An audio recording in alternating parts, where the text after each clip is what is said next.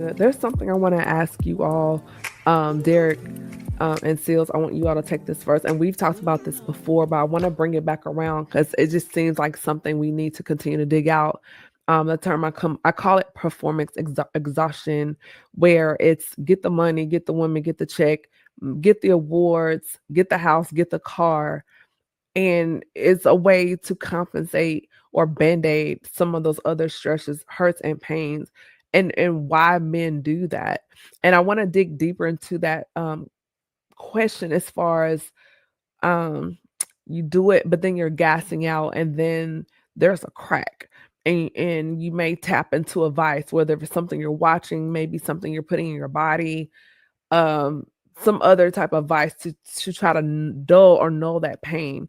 So, Seals and Derek, just to jump off this segment, as we turn the corner in this conversation, as far as your perspective, as far as how men are dealing with performance exhaustion.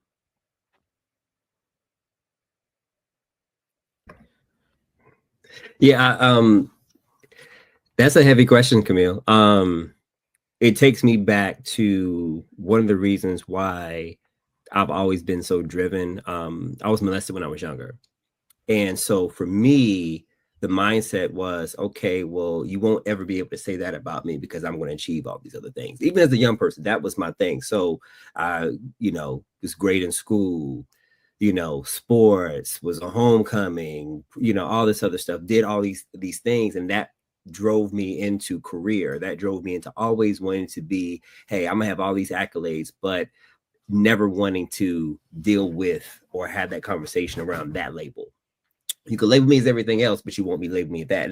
And that was just a coping mechanism, a survival mechanism, so to speak. And it wasn't until I got older where I was like, well, that was the driver, but that wasn't necessarily a healthy driver for me. And so as I got older and I've had the conversations, I've shared, I've told my mom about it. I told my dad that I grew up with, not my biological dad, but my dad that I grew up with. And their response was like, well, why'd you never share it with us? And I'm like, why, how could I, as a child, what was I supposed to say? How was I supposed to bring that? And even as a child, I, in my head, didn't want them to feel like they were failures at protecting me, right? And so I never brought it to them because I was trying to protect them. And so I've always been in this space of protecting other people and trying to hold up this image, right?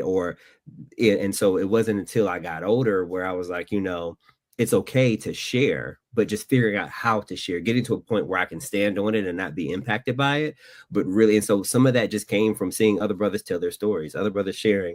And so for me, that's what the driver was, that performance mechanism of having to always show up this, and code switching in different rooms, even, when I was in high school, I was friends with the white kids. I was friends with the folks in the hood because I grew up in the hood when I was in Winston-Salem, and so I could code switch and switch around with a lot of different groups, but I never felt like me because I was always trying to show up and perform in these spaces. And that went into career and how I show up at work and always wanting to be the one that solves everybody's problem, but not standing up for myself. And so over time, I was able to get to a point that the more I spoke up on it, the more I could hear my voice back, the more I felt more confident in saying, holding boundaries and spaces. And so as I shared a lot of that performance stuff over time, going to therapy, opening it up, being comfortable about talking about it, the more I could feel myself kind of regaining that power and being able to now shift from performance and just being present and being me.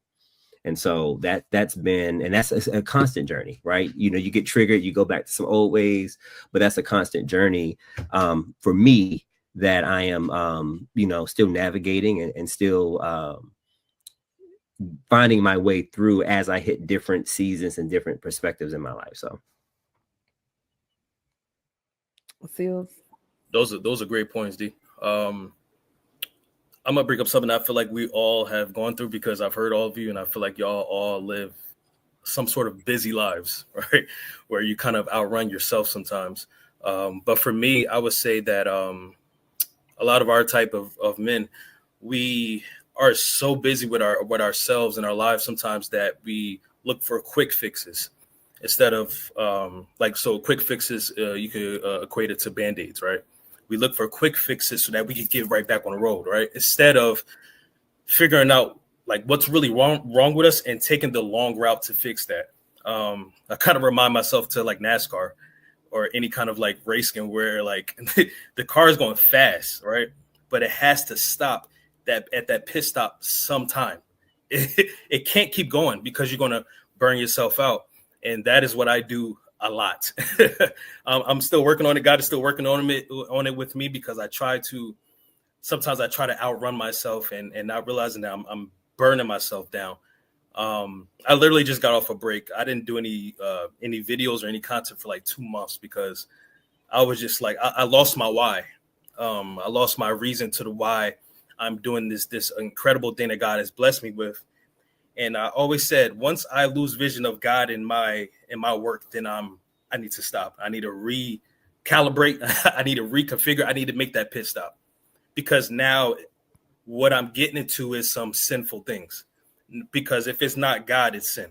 So I start to realize, like, what am I doing it for? The money, the exposure, the my brand? Like, I need to realign back with God, right? So sometimes I can outrun myself and end up outrunning my blessing.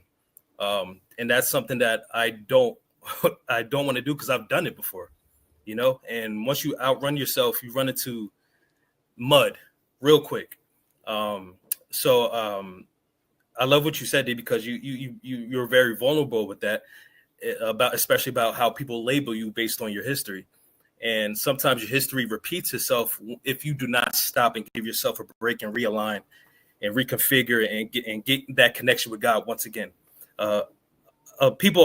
Some people think like that we have this eternal connection with God and that is perfect all the time and that we're always holy and always.